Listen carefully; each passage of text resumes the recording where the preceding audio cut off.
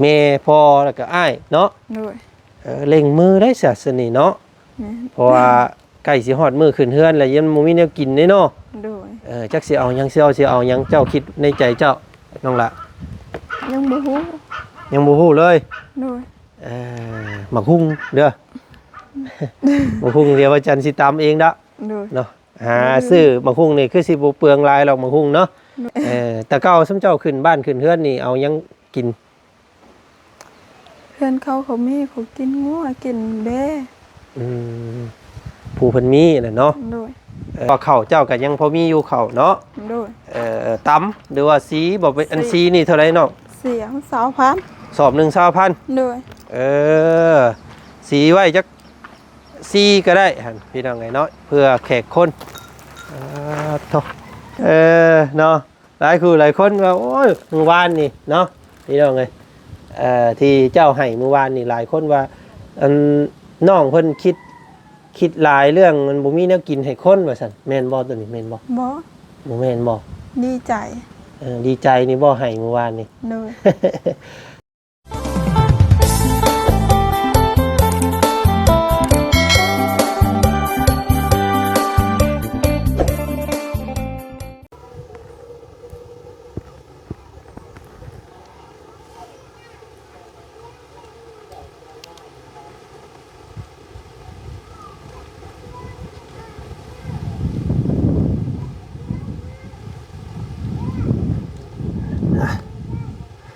ความมืดมิดเนาะได้จางหายไปเป็นยังไงเนาะความสดใสสว่างสวยแสงสุรีเข้ามาแทนบาดที่นี่พี่น้องเอ้ยเนาะฝ่ามืดมนย่อมมีมือสดใสเสมอว่าสันซะพี่น้องเอ้ยเนาะเนาะตัดภาพมาทางพี่บาดที่นี่พี่น้องกะแจ้งหูแจ้งตาเนาะเป็นอีกมือหนึ่งซึ่งเป็นวันที่2พี่น้องเอ้ยเนาะจันจ้อเข้ามาแล้วเนาะมือสันวันดีมือบาสีสู่ขวัญพี่น้องเอ้ยเนาะขึ้นเฮือนใหม่ใส่หญ้างามพี่น้องเอ้ยเนาะคำโบราณเพิ่นว่าสันซะเนาะนับแต่มื้อนี้ต่อไปกะยังอีก3วันพี่น้องเอ้ย3มื้อเนาะกะสิมีงานขึ้นเฮือนเด้อพี่น้องเอ้ยเนาะงานขึ้นเฮือนใหม่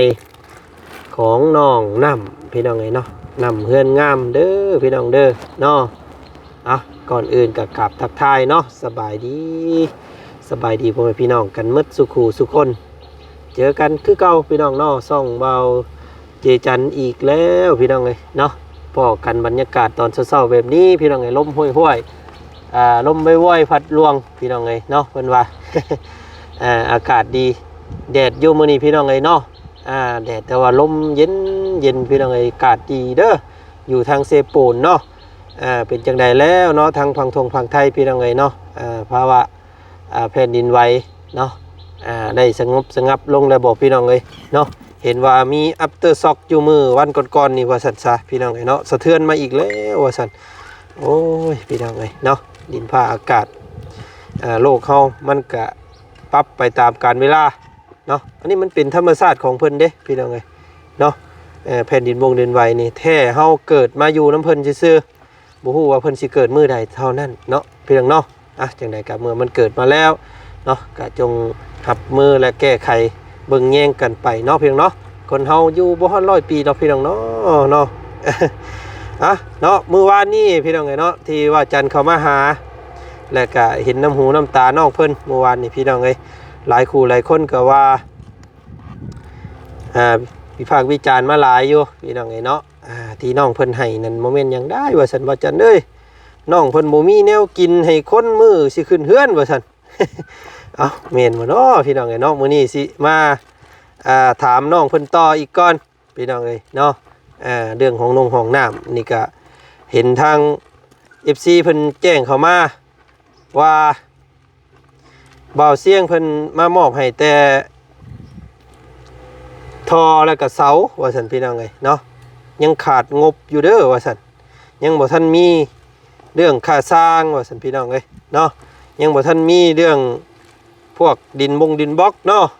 แล้วก็สังกะสีไม้ตอกหอกตามและพี่น้องยังหลายอยู่ได้ครับว่าเว้าพื้น ยังเรื่องของน้ำนี่ก็ได้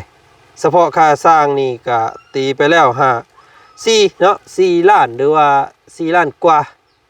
นะประมาณนั้นพี่น้องเอ้ยโตเรียบร้อยเลิกอีหลีพี่น้องเอ้ยพอเราขุดเนาะห่วย4ท่อนนี้บ้าพี่น้องเอ้ยเนาะเกือบจะแบบพอดีมับแล้วเราเฮ็ดนี่เนาะโอ้ เอาพี่น้องเอ้ยเนาะค่ะคอยเป็นค่อยไปเนาะได้สำนี้เขาก็เอาสำนี้ก่อนพี่น้องเอ้ยเนาะ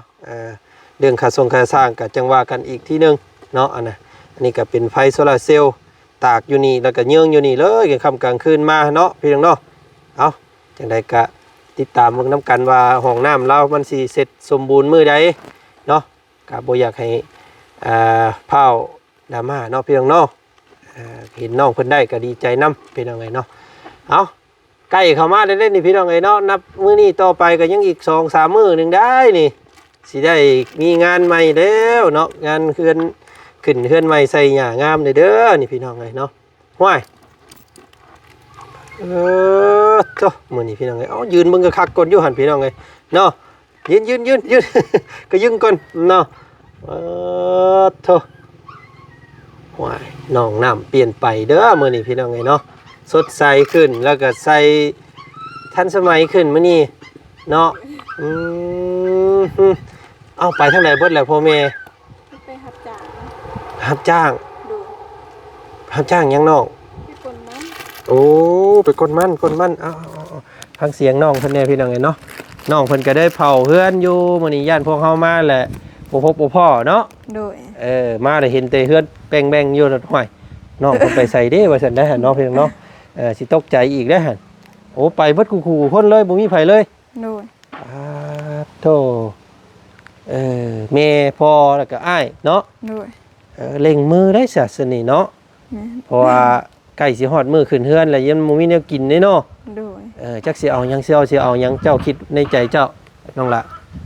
ยังบ่ฮู้เลยโดยหมักหุ่งเด้อหมักหุ่งเดี๋ยวอาจารย์สิตำเองเด้อเนาะหาซื้อหมักหุ่งนี่คือสิบ่เปลืองหลายหรอกหมักหุ่งเนาะหาซื้อตามน้ำเรือนคนน้ำบ้านนี่แหละเนาะไล่จักกระสอบนึงนี่ห้วยปาดโตเนาะสอบเป็นกระสอบนี่กินบ่หมดแล้วน่ะพี่น้องเอ้ยเนาะเอา5หน่วยซื่อ4หน่วย5หน่วยนี่ก็พอแล้วเนาะพอตำพอแซ่บพอเป็นย่อแบบค่ากันไปเนาะแต่เก่าสมเจ้าขึ้นบ้านขึ้นเฮือนนี่เอายังกินเพื่อนเขามีเขากินงัวกินแบ่ผู้เพิ่นมีน่ะเนาะเอาพี่น้องเอ้ยเนาะกะทั้งบ่จันกะสิมาแนะนำน้องเพิ่นเติมอีกก่อนเรื่องการขึ้นเฮือนขึ้นศาลเนาะน้องเนาะบ่ต้องกังวลหยังหลายเด้อน้องเด้อเนาะบ่ต้องคิดหยังหลายเฮามีซำใดเฮาก็ย่อเพิ่นซำนั้นแหละเนาะผู้คนก็หาซำที่พอเป็นฮีดเป็นคองเนาะบ่ต้องอีหยังมากมายบ่ต้องเบ้อวังอลังการดอกพี่น้องเอ้ยแบบเอามาเบิดบ้านเบิดเมืองแล้วก็บ่มีแนวกินให้เพิ่นนี่ก็ยากอีกเนาะหาเฉพาะผู้เฒ่าผู้แก่ผู้เฮือนใกล้เฮือนเคียงเนาะผู้เพิ่นมาก็มาผู้เพิ่นบ่มาแล้วก็ยาเนาะเอาพอเป็นฮีดพอได้เอาวันมันสิซื้อดอกเนาะน้องเนาะบ่ต้องว่าล้มงัวล้มควายขนาดนั้นหรอกพี่น้องเอ้ยเนาะเฮาได้ทุกมื้อนี้ก็บ่แม่นว่าหาด้วยตัวเองเนาะเพิ่นซอยนะพี่น้องเอ้ยเพิ่นก็ชาวบ้านเพิ่นก็คือสิเข้าใจอยู่ดอกเนาะก็ฮู้อยู่ย่านว่าอุ้ยฮอดมื้อนี่ค่อยสิพากันไปกินนี่ว่าซั่นนะเนาะมันบ่แม่นได้พี่น้องเอ้ยเนาะเฮาก็เบิ่งสภาพเฮาเองนั่นแหละน้องเอ้ยเนาะมีแต่เตรียมข้าวเด้อเนาะป้ามันย่างเบิ่งอยู่เราคงเล่าข้าวเจ้าพี่น้องเอ้ยเนาะมีแต่เตรียมข้าวเพราะว่าข้าวเจ้าก็ยังพอมีอยู่ข้าวเนาะตำหรือว่าสีบ่เป็นอันสีนี่เท่าไหร่น้องเสียง20,000สอบ1 20,000ด้วยสีไว้จักสีก็ได้หั่นพี่น้องเอ้ยเนาะเพื่อแขกคนโตโอ้เนาะให้ผู้ใดเด้บาดได้ไปสีให้เนาะพี่น้องเนาะโฮงสีข้าวอยู่ไสเนาะสีเฮือนเขาไปขออันอยู่เฮือนใกล้ๆนี่บ่ด้วยแบกไปนี่แล้วก็ จ้างเพิ่นเอาเนาะ โดย อ๋อ4สอบกับสอบ2080เนาะ โดย เอาเดี๋ยวสิบ่จันสิซอยโตสีข้าวแล้วกันเนาะสิซอยน้องเพิ่นพอจ่ายค่าสีข้าวสีน้ำพี่น้องเอ้ยพอได้ยุกย่อแขกคนเนาะข้าวมีข้าวนี่ก็พอแล้วพี่น้องเอ้ยเนาะโอ้ยเกลือปั้นไผปั้นมันย่างกินพอเนาะ ตำแจ่วซื่อ แจ่วก็แซ่บเด้อะเตียวเนาะตำใส่ผักบัวคักๆเนาะ กินหลายคนก็แซ่บ แจ่วบ่บ่ำพี่น้องเอ้ยเว้ยแซ่บปานหยังเด้ฮ้อนได้มื้อนี้เนาะป้าข้าวห่มก่อนพี่น้องเอ้ยโอ้น้องเพิ่นอยู่เฮือนผู้เดียวนอนอยู่เฮือนใหม่บ่เมื่อคืนนี่ บ่ยังบ่ทันนอน ยังบ่ทันนอนเนาะ โดย พอนอนก็อย่าเนาะ โดย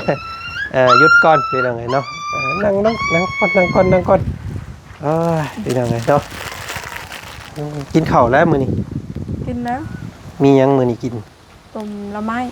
ต้มหน่อไม้ โดย โอ้หาหน่อไม้มาแกงก็คักอยู่ได้น้องไอ้มือน่ะเนาะ ต้มละไม้ดอง หน่อไม้ดองอันที่เฮ็ดเป็นถุงไว้เห็นบ่ โดย ต้มแล้วจ้ำแจ่วกินเนาะ โดย อ้ายพี่น้องก็กินหลายก็บ่ดีได้อตัวนี้ก็ได้เฮ็ดให้เลือดจางเด้เนาะ เป็นกระเพาะนี่ กินน้ำหลายๆแน่นี่เห็นบ่ปากแห้งเลยเห็นบ่เนาะต้องกินน้ำหลายๆเด้อ โดย กินหลายอยู่บ่น้ำ กินหลายอยู่ มื้อหนึงเบิดอยู่บ่ตุกใหญ่บ่เบิดแล้วซาดแบบนี้พี่น้องมันบ่แม่นน้ำบ่แม่นว่าหลายแท้ๆน่ะเนาะกินน้อยแท้ๆหั่นพี่น้องเอ้ยมื้อหนึงให้อย่างขี้หลายก็ให้มันเบิดซาตุกใหญ่หนึงหั่นเนาะ บ่หมดเด้อไป โอ้ย รักษาสุขภาพและเจ้ากับบาดนี้เฮือนซ่านก็แล้วได้เนาะ โดย สิให้กลับมาเดืองพอบคือเก่าบ่ได้เด้อ โดย เนาะมาเทื่อหน้าเพราะว่ามาเยี่ยมมายามเจ้าเทื่อหน้าเพราะว่าเป็นคือเก่าอีกแล้วโอ้ยเนาะก็บ่ดีใจแล้วพวกอ้ายก็ได้เนาะ โดย ให้มีแต่รักษาตัวเองให้มันงามไปหน้าแล้วกันเนาะ โดย ให้งามเด้นี่ ยอมเกิน เนาะหลายคนว่าโอ้ยเมื่อวานนี่เนาะพี่น้องเอ้ยที่เจ้าให้เมื่อวานนี่หลายคนว่าน้องเพิ่นคิดหลายเรื่องมันบ่มีแนวกินให้คนว่าซั่นแม่นบ่ตัวนี้แม่นบ่ บ่ บ่แม่นบ่ ดีใจ ดีใจนี่บ่ให้เมื่อวานนี่ โดยบ่ ตื่น เคยมี เนาะ บ่เคยมีมันมีดีใจ ตื่นตันเนาะ โดย ตื่นตันแล้วก็ดีใจแบบว่าเห็นเฮือนงามนะพี่น้องเอ้ยเนาะเน้นหนาแล้วก็สามารถส้นอยู่รุมก็ได้ นอนอยู่เทิงก็ได้เนาะนั่งอยู่ข้างนอกก็ได้ โดย นั่งนอนแบบว่าบ่ต้องห่วงเนาะ โดย จังซั่นแหละมือมันล้มเมื่อกี้นี่นะเฮือนเซ่ๆเจ้าหั่นเนาะ โดย จักสิไปอยู่นี่ได้เด้พี่น้องเอ้ยเนาะ อืม ก็ถือว่าเกินความคาดหมายสมควรเนาะน้องเนาะ โดย ก็ให้ถือว่าเป็นผลบุญของเจ้าแล้วกันเด้อน้องเด้อ โดย เนาะบุญเก่าบุญตั้งแต่ปางก่อนหรือว่าโชคชะตาเจ้ามาฮอดจอดถึงเนาะ โดย จงภูมิใจพี่น้องเอ้ยเนาะจงภูมิใจแล้วก็ดีใจซะเนาะบ่อยากให้โศกให้เศร้าเด้อน้องเด้อ โดย เห็นพี่น้องเพิ่นเห็นเจ้าให้เมื่อวานนี้ก็หลายคนก็เป็นห่วงน้องเพิ่นมีความนักใจอย่างนี้ว่าซั่นเนาะบ่อยากให้เจ้าเศร้าเนาะเวลาเจ้ายิ้มเจ้าแย้มน่ะมันเฮ็ดให้แบบเจ้างามหลายว่าซั่นซะเนาะ โดย เรื่องของอยู่ของกินก็เดี๋ยวยังว่ากันอีกอันน่ะพี่น้องเนาะหาปูหาซื้อปูซื้อปลาซื้อไก่ซื้อกาเล็กๆน้อยๆเฮามาเฮ็ดพอเป็นผ้าเข่าพอได้ผูกแขนต่อแขนกันนี่ก็ถือว่าโอเคแล้วน้องเอ้ยเนาะ โดย ยังไง เขาขังมากเขาเก่ามาเมื่อวาน มาน้อยมาทางใดนี่ เมื่อแต่เฮือนนาบ่าว โอ้ขังไว้ก่อนอย่ามันไป ตายวันนี้พี่น้องเพิ่นเอามาเลี้ยงน้ำเลี้ยงหมาก็ดีคือกันได้ส่วนโตวของบ่จันนี่มักหมามักอยู่แต่ว่ามักเลี้ยงอยู่แต่ว่าบัดเลี้ยงเนี่ยมันไปเอาลูกกับเมียแหละมันบ่มาเฮือนเนี่ยนะพี่น้องเนาะ มีหมานี่ก็อุ่นกายอยู่ได้เนาะปล่อยบ่ได้บ่น้อง ยันมันไป มันยังบ่ลื่งมันบ่ โดย มันต้องให้มันลื่งก่อนเนาะโอ้ยย่านแต่มันไปแล้วนี่พี่น้องเอ้ย2ตัว โดย อืม เดี๋ยวมันก็ฮู้อยู่เนาะเอาแนวกินเอาแนวหยังให้มันเรื่อยๆให้มันก็อยู่แล้วพี่น้องเอ้ยมีตัวผู้บ่ตัวแม่ ตัวนี้ตัวแม่ ตัวแม่ตัวผู้ ตัวผู้ ผู้ดีสำนีพี่น้องเอ้ยผู้ดีแล้วเนาะ2ตัวเอาเข้าเอาหยังเกลือเพิ่นให้มันเรื่องเนี่ยมันก็บ่ไปออกมาก็ได้ระวังแต่รถพวกอ้ายมาเลยแหละเนาะมันสิเหยียบเนาะ แม่ เออ พี่น้องไงเนาะอันขอถามนี่ในซะน้องอันเรื่องห้องน้ำนี่นะเนาะน้องเบาเสียงเพิ่นได้แจ้งหยังเจ้าแน่ มีแต่งบไหม มีแต่ซื้อสำนี่มาซื่อๆบ่ โดย โอ้เรื่องค่าสร้างค่าหยังนี่ยังบ่ได้มีเนาะ ยัง อ๋อมีแต่คุดแล้วก็คำมือไหลชุมอ้ายเจ้าหรือว่าพ่อเจ้าอยู่คบกันก็มีแต่สิพากันเอาลงก่อนเนาะ โดย ย่านมันขี้ดินมันเจินลงสิได้คุดหลายเทื่อเด้อพี่น้องเอ้ย ฝนตกมาหันห้วยเนาะมุนอีกหิ่งคือเก่าแล้วได้หันพี่น้องเอ้ยมีแต่มือใดอันอยู่คบกันแหละสิพาหามเนาะพากันหามพากันเอาลงพี่น้องเอ้ยมันจังมันจังบ่มุนมันจังอันนั้นพี่น้องแล้วเอาลงแล้วก็แล้วเนาะตัวนี้ โดย ซาบ่จันเคยเฮ็ดห้องน้ำมานี่ห้วยค่าสร้างก็เกือบ4 ล้านห้าผู้ใดเนาะ ค่าไม้ค่าสังกะสีอีกพี่น้องเลยแล้วก็ค่าปูนปูนนี่มีแล้วเนาะ นี่แหละ มีค่าดินบล็อกบัดนี้เนาะบล็อกก่อทั้งข้างนะฮะยังค่าไม้ค่าบล็อกแล้วก็ค่าสร้าง บอกเบาเสียงสร้างแล้ว โอ้สร้างแล้ว โดย แสดงว่าเสียงเพิ่นมีครบแล้วตัวอุปกรณ์ซะเนาะ โดย ยังแต่ค่าสร้างนี้ซะเนาะ ขาสาง เสร็จยังไงก็เดี๋ยวมื้อนี้กับทีมงานเพิ่นก็กำลังสิขึ้นมาทั้งเขาเบาบุญเขาอะไรละลุงนวดมื้อนี้พี่น้องไงเขาเบายาวเพิ่นก็สิขึ้นมามื้อนี้คือกันเนาะ เบาน้อยกับเบาจอนเมื่อแล้วบ่ จังว่าตัวนี้พี่น้องไงเนาะบ่จันรู้สึกว่าน่าสิเมื่อแล้วแต่เบิ่งน่าสิเมื่อนี่แหละเนาะหากะเมื่อนี่ไปจัก มือได้ขึ้นเฮือนพักบอกเพิ่นนะเด้อ ฝากบอกอีกบ่ โดย โดยเดี๋ยวสิบอกในกลุ่มอีกก็ได้กันเนาะ โดย เพราะว่าน้องเพิ่นบ่มีเฟซวัดกูคนเนาะ โดย เจ้าก็บ่ได้มีเฟซอ้ายบ่ บ่มี โอ้ยทักมาดินน้ำกันดีกว่าพี่น้องเอ้ยเอาเนาะยังอีก3 มื้อเนาะน้องเนาะ โดย มีแต่เก็บขี้เหงื่อเก็บอีหยังนี่ไว้เตรียมถ้วยเต็มหยังไว้เตรียมหม้อเตรียมแหกไว้เนาะ โดย ถ้วยบวงก็มีซ้ำที่น้องเพิ่นมีนี่แหละเนาะ โดย หม้อแหกแต่กระโปงก็มีตัวเก่านี่แหละเนาะ โดย พี่น้องไงเนาะซื้อเป็นถ้วยโพมเอาเนาะ โดย เป็นถ้วยโพมเอามันจังบ่เลยนั้นมันจังบ่ได้ล้างเฮากินแล้วก็พากันเก็บใส่ถุงขยะแล้วก็ไปจูดเลย โดย จังง่ายอยู่ตอนนั้นก็ได้ถ้วยโพมถ้วยเป็นจานโพมหั่นนะพี่น้องไงเนาะเพิ่นสิเอาเป็นถ้วยเป็นจานนี่ว่าโทหลายเด้เนาะแต่เก่าสำเจ้าเวลามีเวียงมีงานนี่สำเจ้าเอาถ้วยเอาบ่วงมาได้ใส่ยืมกันบ่น้ำบ้านเจ้า บ่เห็นเขาคาเวียกอันนั้น ตอนนั้นเฮือนข่อยบ่มีเวียกอีหยัง ยังบ่เคยมีเวียกหยังจักเทื่อก็เลยบ่ได้เคยยืมหมู่มาจักเทื่อเนาะ โดย ยืมมันก็จักสิยืมน้ำไผพี่น้องไงเนาะเฮือนแต่ละคนนี่ก็คัดสนกันเบิดพอกุ้มไผกุ้มมันเนาะ โดย ยากอยู่ได้อันนี้ก็ได้พี่น้องเอ้ยเดี๋ยวสิทางเดี๋ยวอ้ายสิซอยอันนี้เด้อซอยค่าสีข้าวเจ้า โดย เนาะสีจักสีกระสอบหนึงก็พอแล้วมันบ่ได้กินหลายขนาดนั้นหรอกเนาะสีกระสอบมันก็ตกเป็นอันบัดเฮาสีแล้วมันก็สิตกเป็นข้าวสารก็สิประมาณ2 สอบเลยได้เนาะ โดย คืออันมาสอบหนึงนี่ก็กินบ่เบิดหรอกเนาะ ไปสมดกิน คนกินบ่หลายปานนั้นดอกเนาะเอาจังซั่นอันนี้อาจารย์สิซอยสีข้าวเจ้าเด้อเนาะ ขอบใจเด้อ เอาไว้อันไว้ใส่ใจตัวไว้สีข้าวแล้วกันเนาะอยู่เพื่อนใกล้ๆนี่บ่ให้อ้ายให้อันละพอแบกไปบัดเด้อเด้อ โดย จ้างเพิ่นเอาว่าบ่มีหงสีข้าวเนาะมีข้าวแต่ว่าบ่มีหม่องสีพี่น้องไอ้น้องเพิ่นก็ได้เนาะแนวกินกะเดี๋ยวสิซอยใกล้มื้อเข้ามาอีกสักก่อนเนาะยังอีก3 มื้อ โดย มื้ออื่นมื้อฮื้อเดี๋ยวสิหาแนวมาสมทบซอยอีกแห่งหนึงด้วยกันเนาะแนวยกแนวยอแขกคนพี่น้องหลักๆเด็กก็สิเป็นน้ำนี่แหละเดี๋ยวอาจารย์สิซื้อน้ำด้วยกันเด้อ โดย เอาน้ำมาแก้วขวดน้อยนะพอได้ย้าย น้ำโต๊ะน้ำตังเนาะ โดย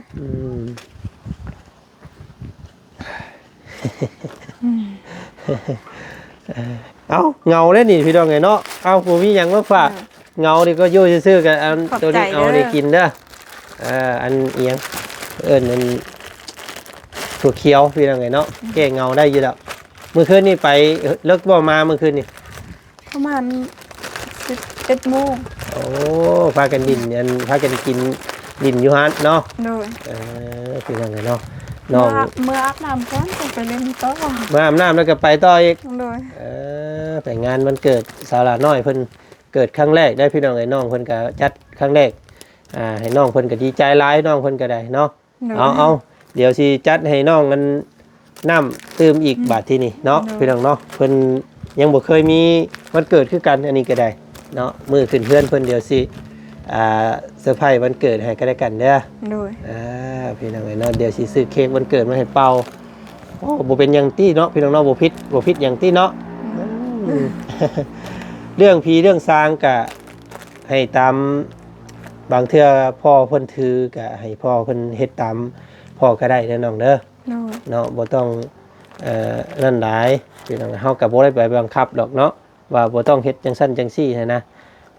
มันสิผิดหยังมาแหละซุมเจ้ามันสิมีแนวติเนาะ โดย เพิ่นเคยเชื่อถือแบบนั้นก็ให้เพิ่นเชื่อถือไปพี่น้องเอ้ยแต่บางเทื่อบางที่เฮาเชื่อหลายก็มันยากเฮาเองนี่แหละเฮาถือหลายกับนักคือว่าและเนี่ยอะไรพอวางไปนำกับปะเนาะแต่ว่าคืออย่างพวกอ้ายเข้ามานี่ก็บ่ได้อยากเอาศาสนาอื่นมาปะมาปนดอกมาบิดมาเบือนซุมเจ้าเนาะ โดย ก็ให้ทุกพ่อเพิ่นพาสูตรที่สูตรคล้องขึ้นหยังก็เอาตามซุมเจ้าโลด โดย พอซุมเจ้าเคยเฮ็ดแบบใดเคยเฮ็ดแบบใดก็เฮ็ดเนาะมันจังบ่ผิดกัน เพราะว่าพวกอ้ายเฮ็ดให้แล้วก็มันก็เป็นของซุมเจ้าแล้วบาดทีนี้เนาะสิเก่าสิลงสิห่างสิเพสิดีสิงามไปหน้าก็ขึ้นอยู่กับซุมเจ้าเองบาดนี้พี่น้องเอ้ยเนาะน้องปัดเรียบร้อยบ่ทางเฮือนบ่ได้หกได้เหือบ่ โดยปัดเรียบร้อย เกี่ยงเติดใครอยู่ดอกพี่น้องก็เป็นเฮือนผู้สาวเพิ่นบ่ปล่อยให้หกดอกเนาะ ให้มันเป็นแบบนี้ตลอดไปเด้อน้องเด้อ โดย เฮือนซานเนาะมาเทื่อแต่ละเทื่อก็ให้มันเกี่ยงมันก้อยให้มันสวยมันงามแบบนี้พี่น้องเอ้ยมีแต่ปลูกแนวอยู่แนวกินบัดนี้เนาะหัวสิงไข่ให้เต็มให้ฮอบเพื่อนนี่พี่น้องเอ้ยมาพอได้ขอมากินน้ำ เอาบ่ต้องคิดอย่างไรมื้อนี้ทางอ้ายไปทางอื่นต่อก่อนเนาะ โดย เขามาทักมาทายมาดินมาแอนน้ำซ้ำนี้ก่อนมื้อนี้ยันเจ้าเหงาเนาะ โดย เดี๋ยวหมู่สิมาอีกโยมื้อนี้มื้ออื่นเนาะน่าสิหลายคนโยเนาะรับรองหลายคนแน่นอนขึ้นเฮือนเจ้าเนาะเฉพาะทีมงานอ้ายนี่ก็เต็มแล้วล่ะแถวทางนอกน่ะเนาะ เนาะดีใจน้ำเนาะทับอกทับใจได้อน้องเด้อ โดย เตรียมอกเตรียมใจมื้อขึ้นเฮือนใหม่พ่อกันพี่น้องไงเนาะเอามื้อนี้ ส ไป บายดี สบายดี ขอบใจเบ้าจันหลายๆเด้อ เด้อเนาะยินดีได้อน้องเด้อ โดย เนาะโอเคเนาะพี่น้องเนาะไปเนาะอย่าโศกอย่าเศร้าได้อเฮ้ย อยู่ผู้เดียวก็ให้ระวังแนวคิดเนาะอยู่ร่วมหมู่หลายคนก็ให้ระวังวาจาพี่น้องเอ้ยเนาะเพิ่นตีเตือนมาแบบนี้เฮาอยู่ผู้เดียวเฮาอาจสิคิดพุ่งซ่านคิดไปที่ว่าแนวที่บางเทื่อเฮาคิดพลาดคิดพลั้งเด้อยู่ผู้เดียวเด้เนาะบ่มีผู้ห้ามผู้ซอยคิดนะเนาะบางเทื่อเฮาคิดว่าตัวนี้ถูกเฮาก็เฮ็ดแต่มันบ่มีใครห้ามนะพี่น้องเด้ออันนี้แหละเพิ่นว่าอยู่ผู้เดียวให้ระวังแนวคิดเนาะอยู่ร่วมมิตรร่วมหมู่ก็ให้ระวังวาจาคือเพิ่นว่านี่ก็คืออยู่ร่วมหมู่ร่วมพวกเนาะระวังแท้ๆได้พี่น้องการเว้ากันจาเฮาเว้าผิดพลาดอย่างหนึงนี่ก็หมู่เสียดหมู่สั่งเฮาให้ดีได้เนาะเว้าให้หมู่ผิดหูก็ผิดเด้อคำเว้าของคนนี่ก็ได้เนาะจังไดก็เนาะเป็นกำลังแห่งใจให้น้องเพิ่นเนาะนับมือน้องเพิ่นก็สิเป็นผู้ใหญ่ขึ้นนับมือละวันก็สิมีครอบมีครัวเนาะให้พบพ่อคนดีด้วยกันพี่น้องเนาะภาวนาให้เป็นคนดีเนาะเข้ามาในชีวิตน้องเพิ่นเพราะว่าพวกเฮาสุดสวยเพิ่นมาแล้วเนาะก็บ่อยากให้เพิ่นไปตกกรรมลำบากอีกนะพี่น้องเนาะจังไดก็ฝากพ่อพี่น้องเบิ่งชมคือเก่าพี่น้องเนาะยังขาดงบ 4ล้าน5เนาะหรือว่า4ล้าน5นี่แหละพี่น้องเอ้ยค่าสร้างเนาะเห็นห้องน้ำซั่นซะจังไดก็เอาติดตามเบิ่งชมค่อยเป็นค่อยไปเนาะพี่น้องเนาะมื้อนี้ไปแล้วเด้อเจอกันอีกคลิปหน้าพี่น้องคลิปนี้สบายดีหมดสุขุสุคนไปพี่น้องเด้ย